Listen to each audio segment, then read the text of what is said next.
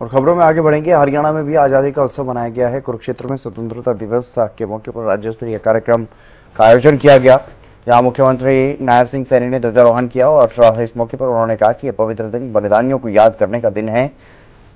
साथ ही साथ ये भी कहा कि हरियाणा संभावनाओं की धरा है। और इसके अलावा आजादी के उत्सव को उन्होंने अपने सरकार के अपने कार्यकाल की उपलब्धियों से भी जोड़ा। उन्होंने कहा कि हमने प्रदेश को भ्रष्टाचार से आजादी दिलाई है और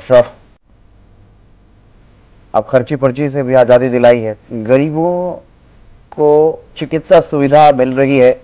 एमएसपी का जिक्र वो करते हुए नजर आए कि सभी फसलों पर एमएसपी का फैसला सरकार ने लिया है। किसानों के लिए, किसानों के हित में अभियान को जड़ से खत्म करने का काम किया है और आज हरियाणा निवेशकों की पहली पसंद है। ओलंपिक में भी हमारे खिलाड़ियों ने देश का गौरव बढ़ाया। महिलाओं को 13 लाख रसोई गैस कनेक्शन दिए गए हैं। हमारा 10 साल का कार्यकाल बदलाव का साक्षी है, ये कहते हुए नजर आए मुख्यमंत्री नायब सिंह सैनी अपने संबोधन। ये 3 तस्वीरें देखिए आप। सीएम नायब सैनी ने यहाँ पर ध्वजारोहण किया, परेड का निरीक्षण किया और शहीदों को श्रद्धांजलि दी, नमन किया।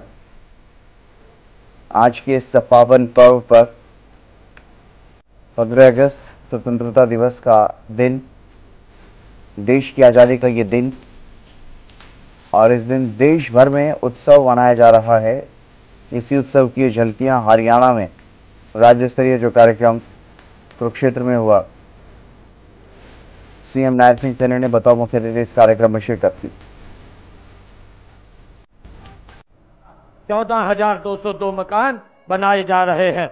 मकान की मरम्मत के लिए भी 80,000 रुपए की राशि सीधे लाभार्थी के खाते में जमा कराई जा रही है।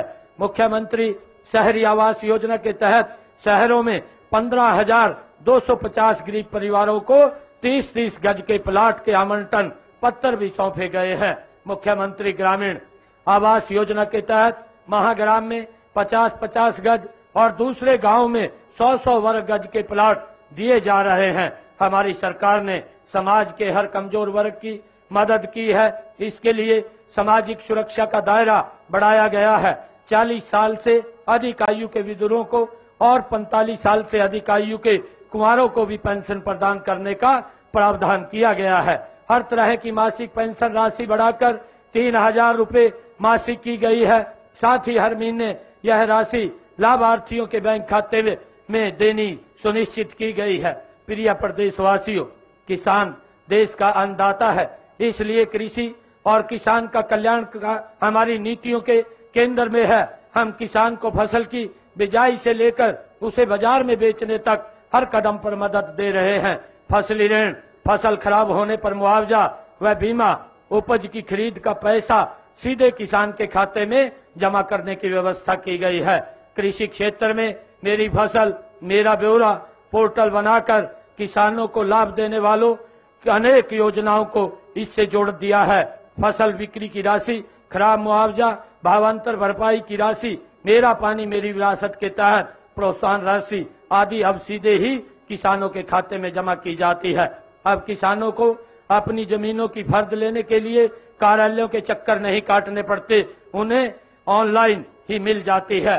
पिछले दिनों हमने किसान हित में कुछ नए निर्णय लिए हैं, उनका भी मैं साथ ही थोड़ा जिक्र करना चाहूंगा। अंग्रेजों के जमाने से चले आ रहे अभियान को हमने जड़ से खत्म कर दिया है।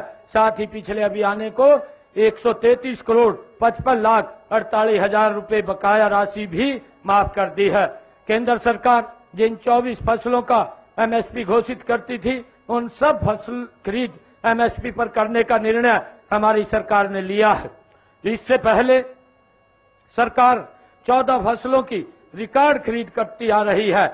इस बार बारिश कम हुई है, किसानों की खरीफ की फसलों के लिए ट्यूबवेल आदि का सहारा लेना पड़ा है। इससे उनकी उत्पादन लागत बढ़ी है। इसलिए हमने चालू खरीफ सीजन की सारी फसलों पर प्रति एकड़ 2,000 रुपए बोनस देने का फैसला लिया है।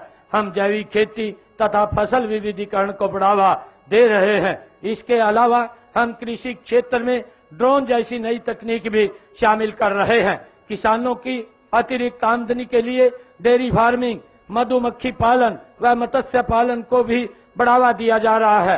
प्राकृतिक कृषि को बढ़ावा देने के लिए जो किसान देसी गाय रखेगा उस किसान को प्रति गाय 30,000 रुपए वार्षिक अनुदान दिया जाएगा। भाइयों बहनों, उद्योग हमारी अर्थव्यवस्था का मूल आधार है। किसी भी प्रदेश में औद्योगिक निवेश के लिए पहली जरूरत है अमन चैन का माहौल, दूसरी जरूरत है उच्च कोटि का इंफ्रास्ट्रक्चर और तीसरे सरकार द्वारा उद्योगों के लिए हर संभव सहायता। हमने हरियाणा के औद्योगिक विकास को गति देने के लिए ईज ऑफ डूइंग बिजनेस का एक इकोसिस्टम तैयार किया है।